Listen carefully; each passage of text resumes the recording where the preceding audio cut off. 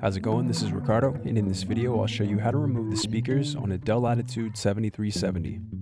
If you're looking for parts for this laptop, go to our website and use this coupon for a 5% off discount.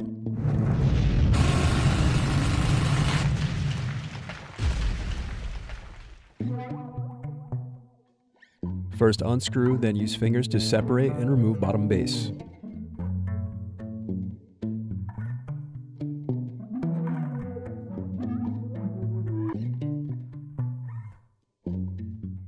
Then unscrew and disconnect battery.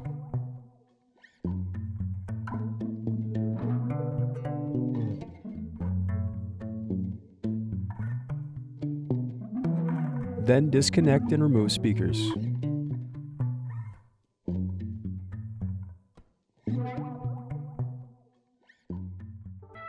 Thanks for watching.